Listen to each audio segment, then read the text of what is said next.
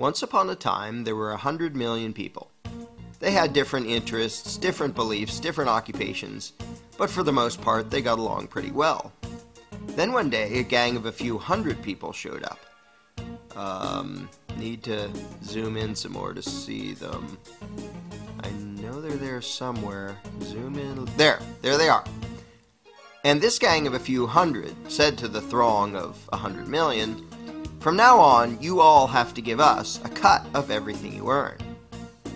This is an accurate graphical comparison between the number of American taxpayers and the number of U.S. congressmen. And the throng said, "Gosh, do we have to give you a cut of what we earn?" And the gang of a few hundred said, "Yes, you have to." And the throng said, "Well, okay, I guess we have to." And one little troublemaker asked, "What if we don't?"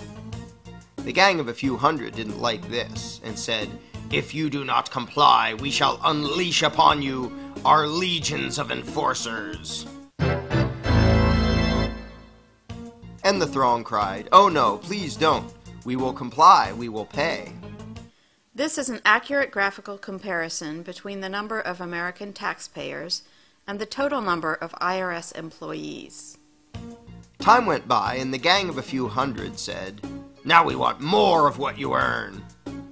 And this kept happening over and over again, until eventually some of the throng were paying almost half of what they earned to the gang. Whenever the gang demanded more, the throng would say, "Golly, we're already having a tough time. Do we really need to give you even more?" And the gang always said, "Yes, you must, or we shall unleash our legion of enforcers."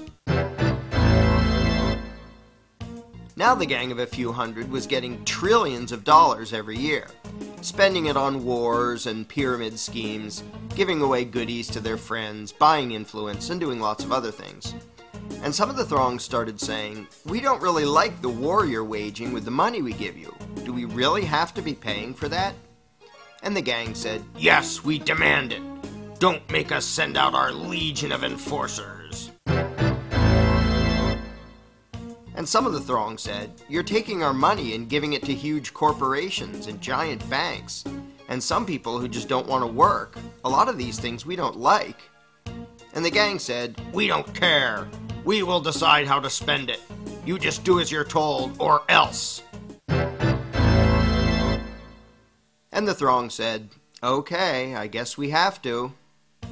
But eventually the throng got so fed up, so angry, that they took a drastic step. One day they said to the gang, "We don't like what you're doing. We want a new gang." And after pouring a huge amount of time and money into the effort, they replaced the gang with a new gang.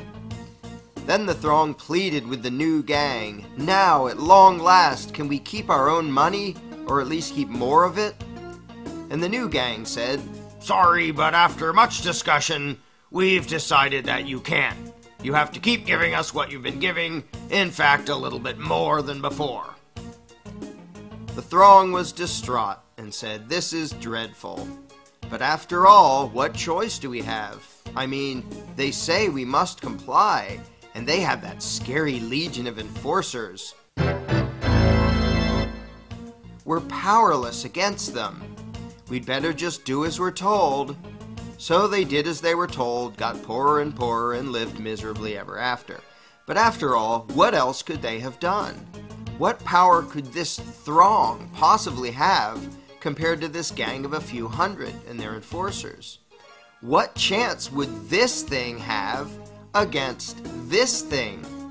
How could these 100 million people ever hope to successfully resist the awesome power of this tiny little dot? In case anyone missed this, let's review. Here's them. Here are their enforcers. Here's us. Them, us.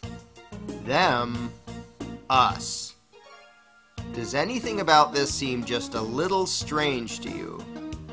Are you perhaps wondering, why does the throng need the permission of the dot to do anything? Why do these people feel the need to ask this tiny little dot if they can keep more of what they earn?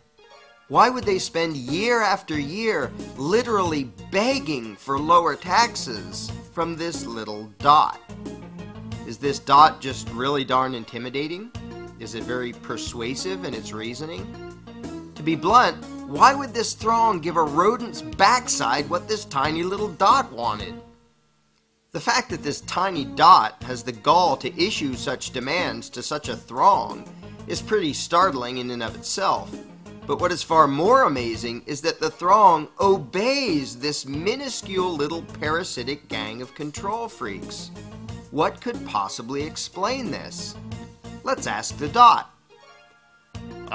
This is how it works. When we, the dot, take your money and spend it on things you don't like, we're representing you.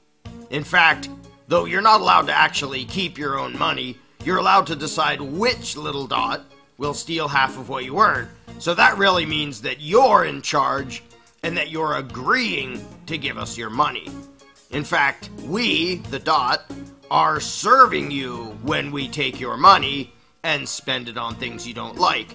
And so you should thank us and treat us with great respect and honor for having robbed you on your behalf for your own good in order to serve you by doing things you don't want us to do. So there you have it. I hope that cleared everything up for you. If you're not entirely satisfied with the dot's explanation of things, you really should read the book The Most Dangerous Superstition, available now at Amazon.com.